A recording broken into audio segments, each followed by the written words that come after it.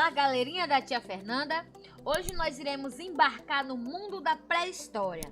Vamos lá conhecer como viviam os primeiros povos nômades do Brasil?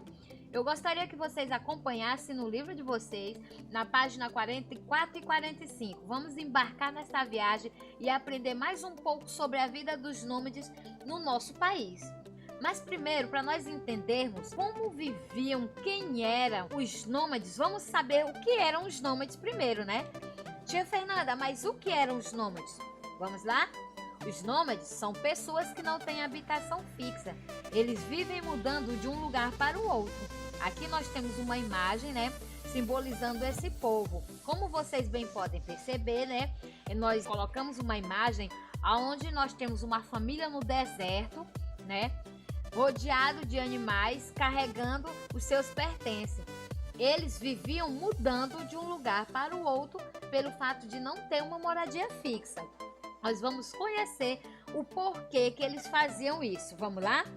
Nós sabemos que os primeiros povos que têm notícia no Brasil, eles viviam num território cuja a fauna e a flora era bem diferente das atuais. Tia Fernanda, mas o que é fauna e o que é flora? Vamos lá? Vamos conhecer um pouco? Aprendeu realmente o que é fauna? Vamos lá? Mas o que é fauna, tia Fernanda? É o nome que se dá à diversidade de animais de uma determinada região. Deu para entender? A fauna se trata de uma determinada região quando nós relatamos a animais, falamos em animais, viu? Vamos lá. Naquele período, os animais que se destacavam naquele tempo eram o mastodonte, a preguiça gigante e o tatu gigante. Esses animais, eles eram fora do comum. Hoje, né, temos essa mesma espécie de animais, porém bem diferentes de antigamente. O mastodonte, ele parece muito com o nosso elefante, não é verdade? A preguiça gigante é bem idêntica à preguiça atual. A diferença é o tamanho, ela era bem gigante mesmo. Chegava a comparar com o tamanho de um elefante. E o tatu gigante, ele chegava a ser o tamanho de um carro pequeno.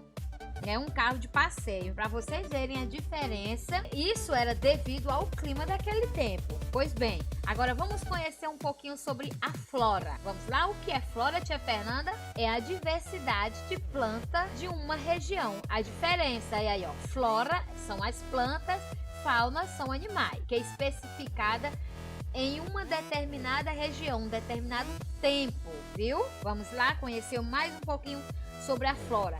A flora que se destacava naquele tempo era campo, cerrado e a caatinga, né? Isso porque o clima era bem diferente, chegando a ser bastante seco e frio. Aí, ó, nós podemos ver que era uma folhagem, uma pastagem bem seca, bem diferente do que nós temos hoje. Ela bem parecido com o sertão, o deserto, a seca, né?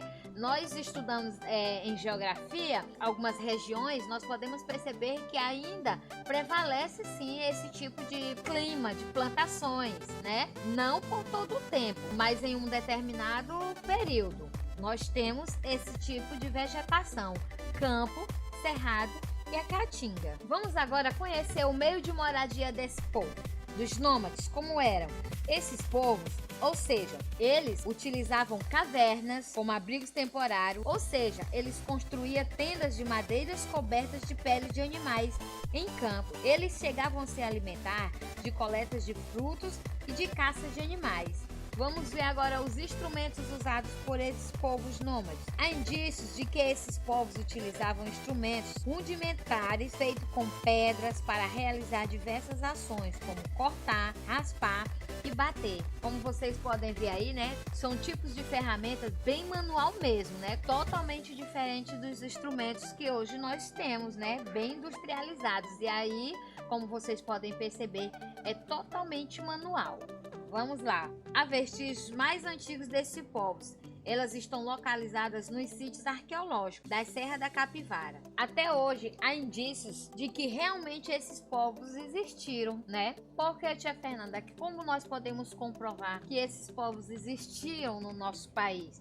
Pois bem, a tia vai mostrar umas imagens onde nós podemos ver e perceber que realmente eles passaram por aqui.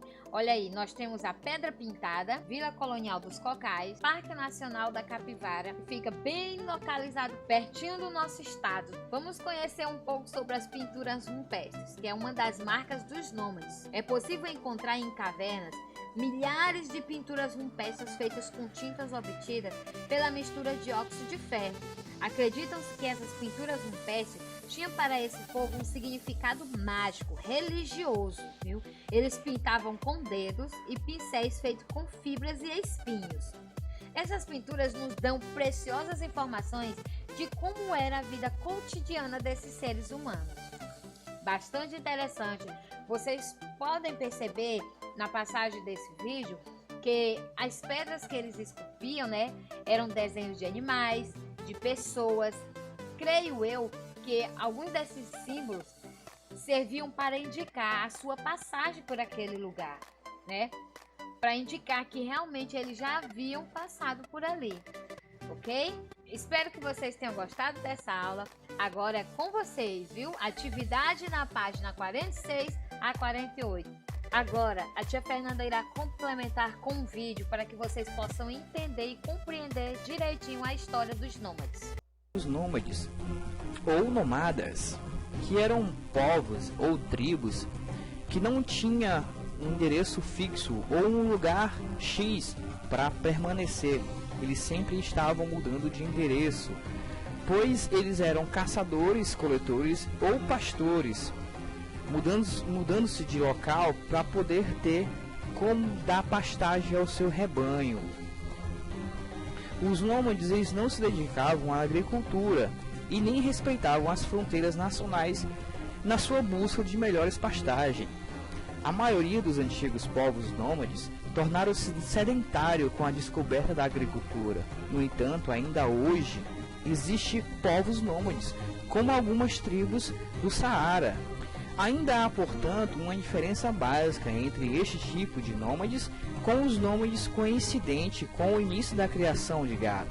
Alguns povos, eventualmente por razões de natureza ambiental ou por longo dos anos, se terem afastados dos agricultores. Os nômades sobreviviam, além dos pastos e do gado, de negócios. Eles negociavam os gados, negociavam artesanatos e viviam sempre da caça. Na Ásia Central, a população optou e continuou com o seu estilo de vida característico dos nômades antigos, mudando frequentemente os seus locais de acampamento. Hoje ainda existe a tribo nômades, que é o caso da tribo nômades mongóis, que vive em regiões onde a vegetação típica das étipes proporcionada boa pastagem para uma boa condição de vida do seu gado.